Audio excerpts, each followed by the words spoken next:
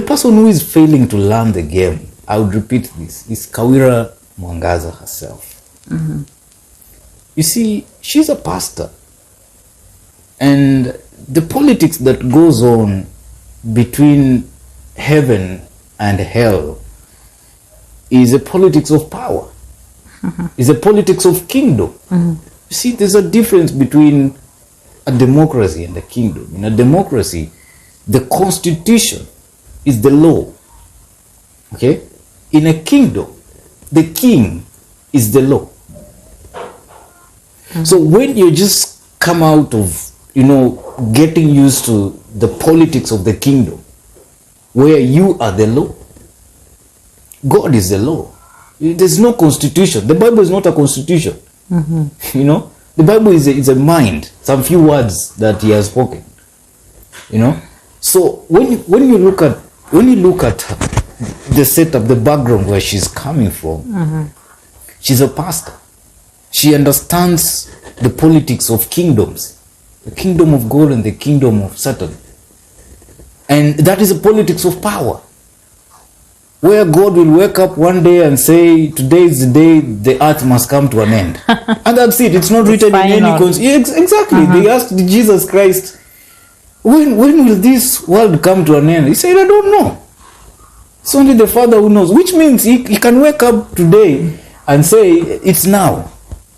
It was never written anywhere. It is not in any constitution. You cannot go and say, God, this cannot be done because according to article, there's no article. He said it's now, this is it. Mm-hmm. Somebody who sang and say, akisema atakubariki hakuna atakayezuia. So, kingdom politics is power politics. And the one who has power and kingdom and glory is God. Mm-hmm. So when you come from that setup, preaching that message, church, where you don't question what the pastor has preached, you don't raise up your hand and say, I think you lied, or I don't agree with you. Then you come to a democratic space where you don't have power. There's a book somewhere that can be used by anybody, including raia wa kawaida, to exercise power. Mm-hmm. You need to learn the game. You need to switch very fast. You need to switch very fast. Remove the politics of power from your head. Begin to play either the politics of, social capital or play the politics of economic capital. Because that's what that book is all about, managing resources. Mm-hmm. It's not about power per se. Wewe una jeshi. Hauna jeshi. It's the only president who is the amiri jeshi mkuu. Hujai sikia hata governor wanasema amiri kanjo mkuu or something like that for a governor. You don't have power. You have some responsibilities, right? Mm-hmm. And so play politics of social capital, Play politics of economic capital.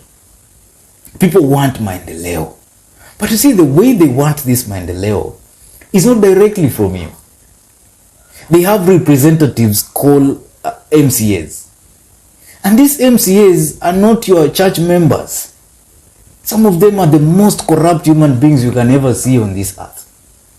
Some of them don't care about the people they represent. Some of them do care. They are good people. So it's up to you to sit down and do your calculations and know how you're going to play around these politics. That's why they say it's dirty. Mm-hmm. But at the end of the day, I think the wisest person who can play this kind of and Kawira should learn from is the President William Ruto. Mm-hmm. Look at what he has done to Raila Odinga. Realize power cannot power it doesn't work. Mm-hmm. Why are these people demonstrating? Give them something. They will keep quiet. He knew politics of power, leave it to God. Okay? And that day of election. But when it comes to management of resources, when it comes to managing people, please employ the politics of social capital mm-hmm. and the politics of economic capital. Kama kweli Kawira anahitaji mtu apewe shilingi 50,000, okay, It is not a bribe. But surely, you know that hata Yesu alisema, msifike kotini. Mtu akikuaccuse kitu, harakisha msort. What he meant is, can we talk? Not can I bribe you? No, can we talk? What is the problem? How many people who are perceived to be enemies of President William Ruto have visited status? What were they going to do? To talk. Wangwana, shida inaweza kuwa nini? Utapata mtu hata aka anakupiga vita, si kwa sababu anakuchukia. Ni kwa sababu anataka space, ako na shida ya school fees.